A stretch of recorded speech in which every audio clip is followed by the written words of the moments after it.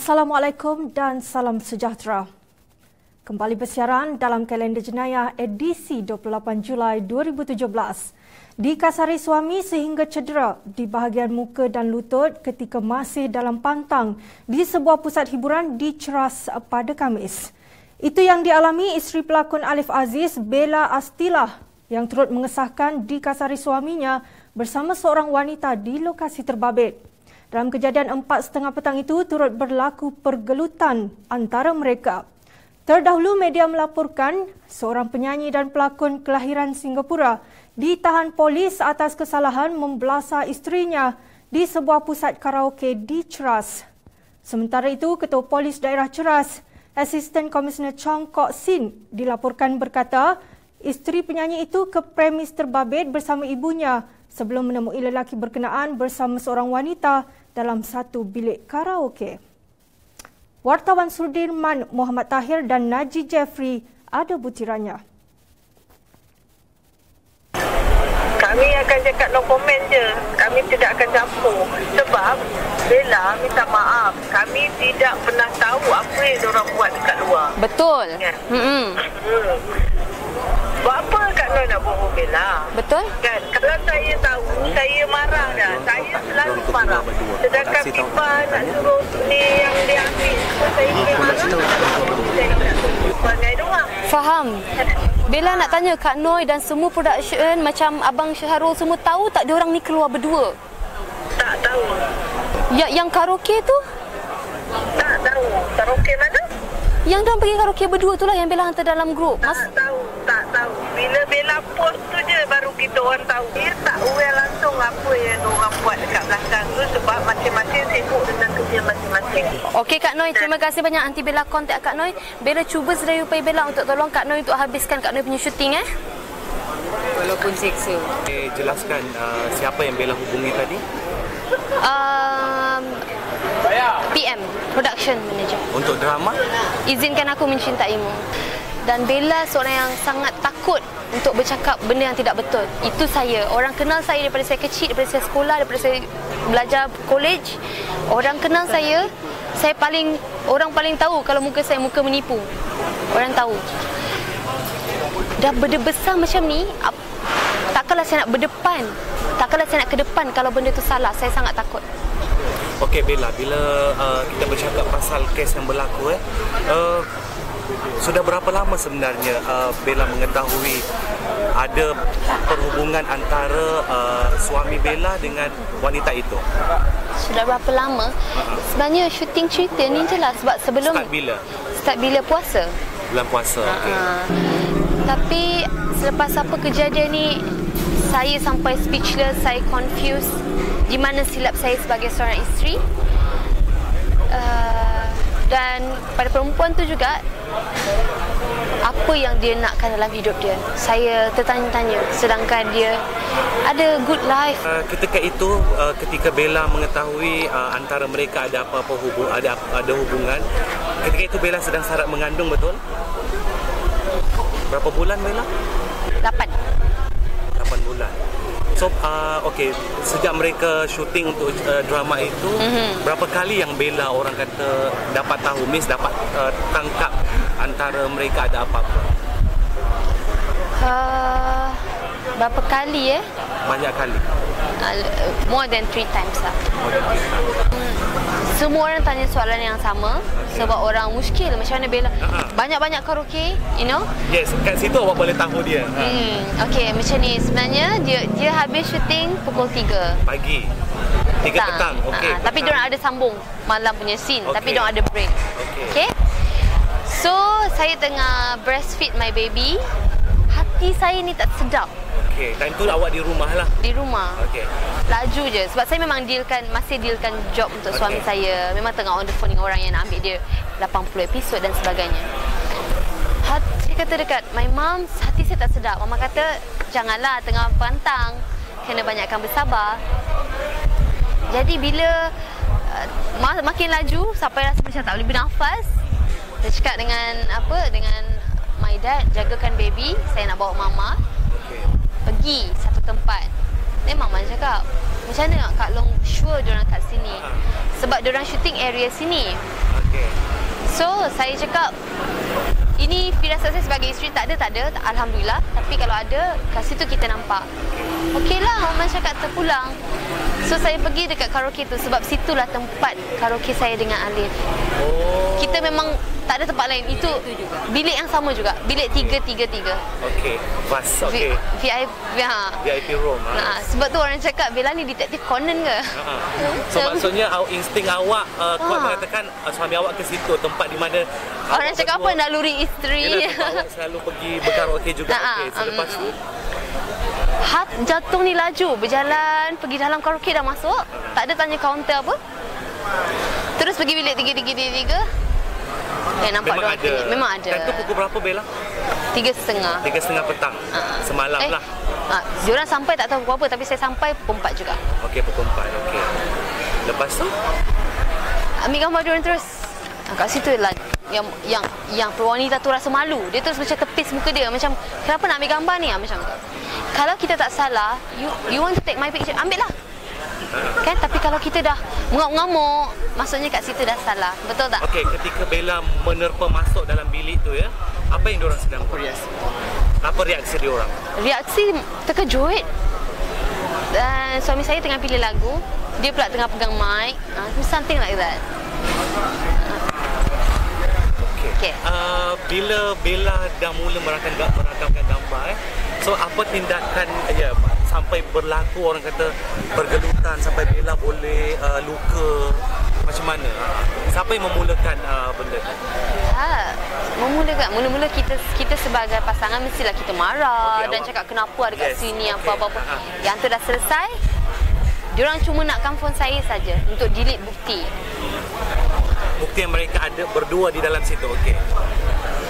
Dan kekuatan saya seorang tu sangat mustahil untuk saya dapatkan telefon saya semula. Diorang berjaya ambil telefon saya dan hanya nakkan thumbprint saya untuk buka telefon dan diorang delete. Oh, diorang ambil thumbprint awak, paksalah. Okey. And then kat situlah diorang delete. Nangis pula kuat.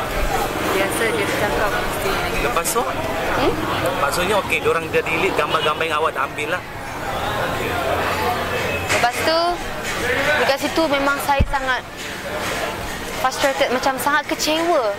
Macam mana saya nak bagi tahu orang yang diorang berdua kat sini? Betul tak?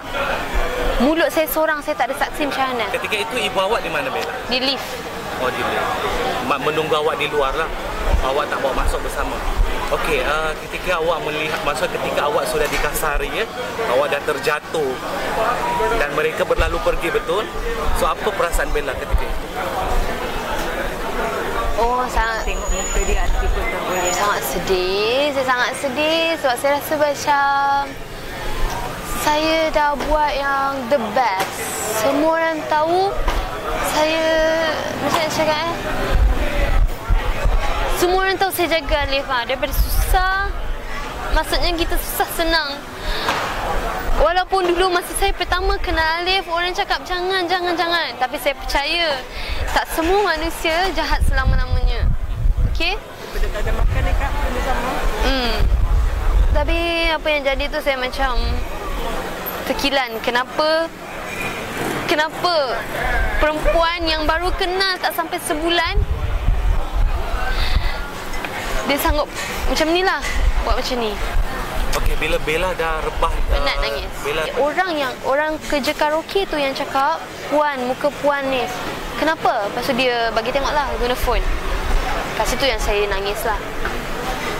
yang ada Macam tak adil untuk saya, muka saya macam ni. Dan apa, saya tak boleh nak balas kat time tu sebab saya tak berdaya, tak kuat. Saya tak berdaya. So maksudnya time tu ada darah kat mana-mana tak? Maksudnya hidung berdarah ke? So ada kesan luka kan Bella? Hidung lah berdarah, tapi tak adalah rasa sakit. Sebenarnya saya report polis ni bukanlah nak kata saya dibelasah oleh suami, tak. Saya nak kemukakan di mana rumah tangga saya dikacau. Itu niat saya. Bukanlah saya cakap suami saya jahat, tak. Saya nak bagi tahu rumah tangga saya begini disebabkan orang ketiga. So boleh explain video tu Bella macam mana boleh dapat? Macam mana saya boleh dapat? Sebab orang dekat pusat karaoke kesiankan saya, diorang yang bagi idea, ada CCTV. Selepas kejadian itu, Alif terus berlalu pergi dengan wanita itu. So ada dia sehingga sekarang menghubungi Bella? Dia ada menghubungi Bella? Siapa? Alif. Oh ada, dia cakap I am terribly sorry. Dia kata keadaan terlampau ni, dia kata dia pun lost juga. But then again, tak tahulah benda-benda macam ni. Sebab saya fikirkan anak saya yang tak sampai sebulan lagi.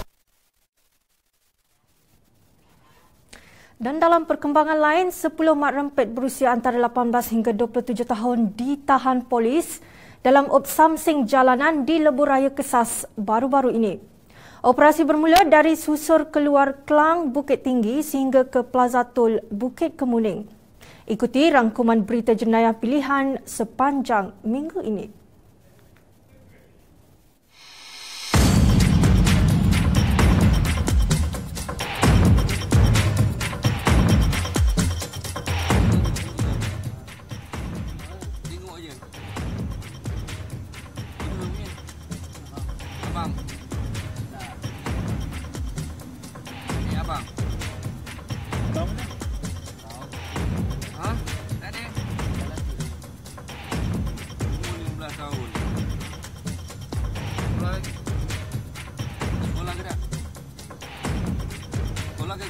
Boleh jadi. Boleh mana pula? Motor yang mana? Jadi apa? Legenda. Naik 2 motor ke abang? Abang bawa motor apa? Naik abang lah. Motor. So abang belah naik apa? Ayah dia? 10 mak rempit berusia 18 hingga 27 tahun ditahan polis kerana berlumba motosikal secara haram serta melakukan pelbagai aksi berbahaya dalam obsamsing jalanan di Lebuh Raya Kesas. Operasi dilakukan mulai jam 12.30 malam hingga 7 pagi itu di sepanjang Lebuh Raya berkenaan mulai susur keluar Kelang, Bukit Tinggi sehingga ke Plaza Tol Bukit Kemuning. Lokasi itu dikatakan menjadi tumpuan kerana sering kali dijadikan tempat berlumba golongan berkenaan pada malam minggu. Seramai 114 orang membabitkan 107 motosikal diperiksa pada operasi berkenaan. Sebanyak 148 saman dikeluarkan membabitkan kesalahan tiada lesen memandu, cukai jalan tamat tempoh, tidak makan topik ledah dan lain-lain lagi. 10 mak rempit berkenaan akan disiasat mengikut Seksyen 42/1 Akta Pengangkutan Jalan 1987 kerana menunggang motosikal secara berbahaya.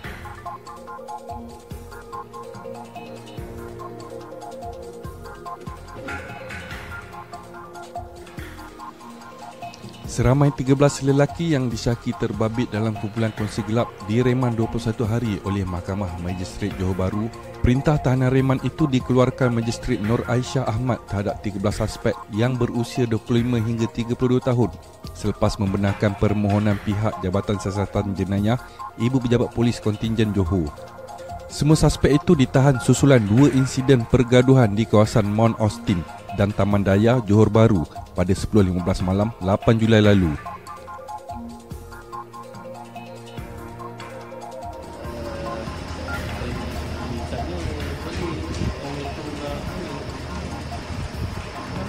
Tiga lelaki dan 3 wanita direman 7 hari bermula hari ini bagi membantu siasatan berkaitan penemuan mayat bayi berusia 6 hari dalam perigi di Kampung Onlok, Batang Melaka, Jasin semalam. Semua 6 suspek berusia antara 20 hingga 30 tahun termasuk ibu dan bapa bayi itu disiasat mengikut Seksyen 302 Kanun Keseksaan. Semalam, mayat bayi ditemui orang awam dalam perigi di kampung itu pada 6.30 petang dan berjaya dikeluarkan Jabatan Bomba dan Penyelamat Malaysia kira-kira 10.30 malam. Ketua Polis Daerah Jasin, Deputy Superintendent Arsyad Abu berkata, pihaknya kini menunggu laporan bedah siasat dari Hospital Melaka.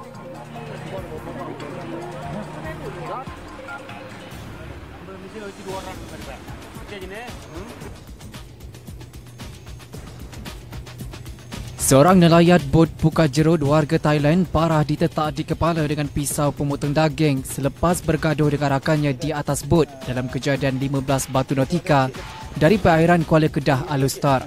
Pemilik bot Lim Kuang Ju berkata dia terkejut menerima panggilan daripada tekong bot berkenaan Santipong Puang Tong kira-kira jam 2 pagi memaklumkan kejadian itu. Katanya tekong berkenaan memberitahu 2 awak-awak bergaduh di atas bot dan seorang daripadanya top parah ditetak dengan pisau. Lim berkata mangsa kemudian dihantar untuk rawatan di Hospital Sultanah Bahia, Alustar. Sementara itu, Ketua Polis Daerah Kota Star, Asisten Komisioner Muhammad Rozi Jidin mengesahkan menerima laporan dan menyerahkan kes kepada Agensi Penguatkuasaan Maritim Malaysia, APMM.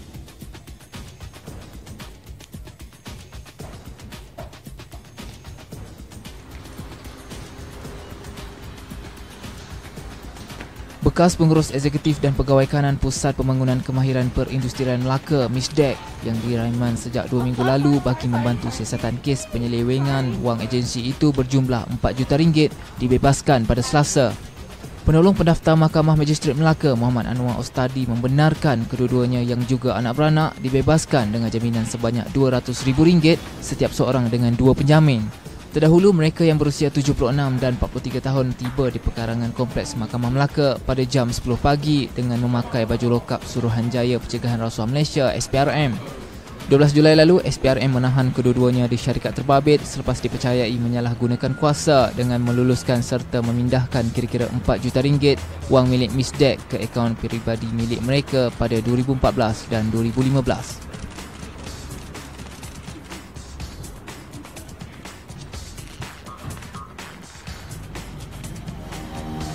Seorang penganggur dijatuhi hukuman penjara 5 tahun di Mahkamah Session Kota Baru Rabu terhadap pertuduhan memiliki sebilah parang berukuran 43 cm Khamis lalu.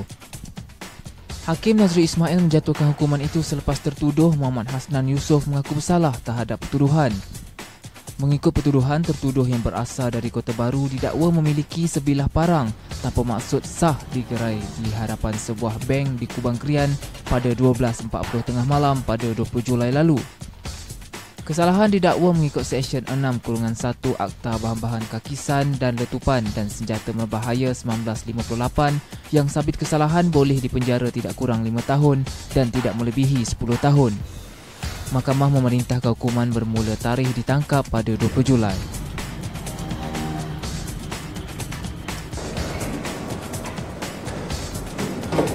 Seorang pengetua sekolah menengah dijatuhi hukuman penjara 3 bulan dan denda RM40,500 oleh Mahkamah Session Shah Alam pada Khamis atas tuduhan salah guna kuasa membabitkan wang tunai RM6,551 tahun lalu.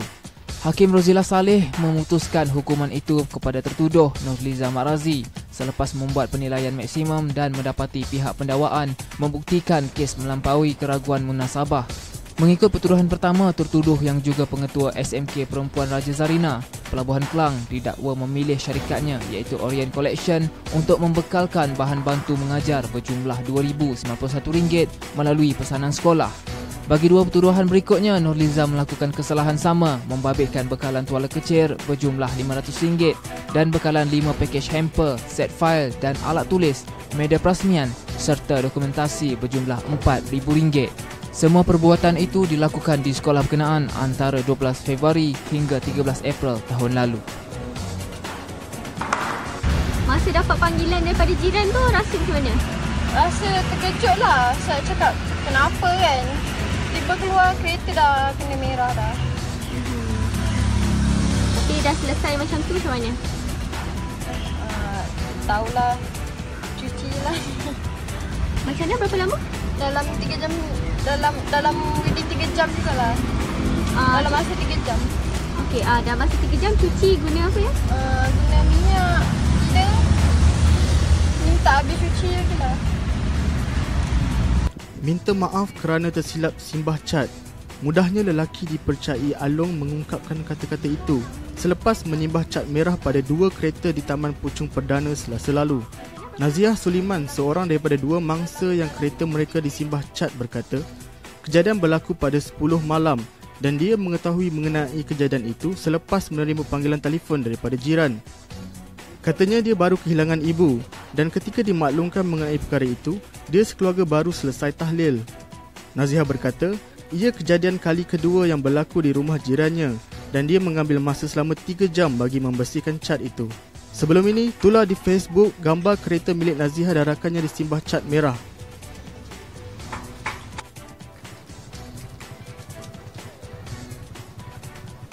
Tidak sampai 4 jam kedai emas di Bandar Tun Hussein On Ceras dirompak pagi ini.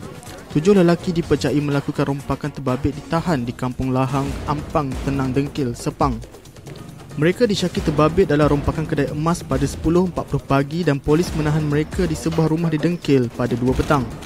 Ketua Jabatan Siasatan Jenayah Selangor Senior Assistant Commissioner Fazil Ahmad berkata, penahanan suspek hasil maklumat yang membawa polis sehingga ke rumah berkenaan. Polis menemui sejumlah barang kemas, penukul dan senjata api. Terdahulu, kedai emas terbabit dirompak 4 lelaki bertopi kreda bersenjatakan pistol pada 10.40 pagi hari ini. Difahamkan, beberapa das tembakan juga dilepaskan dalam rompakan itu.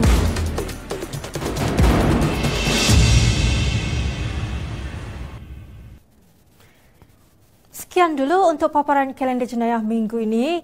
Jangan lupa untuk terus layari laman web Harian Metro di hmetro.com.my bagi mendapatkan paparan berita dan video menarik yang kami sediakan sepanjang minggu ini. Juga berita video di laman YouTube Metro TV, platform laman sosial termasuk Facebook, Twitter dan Instagram serta aplikasi HM Mobile dan HM News Channel.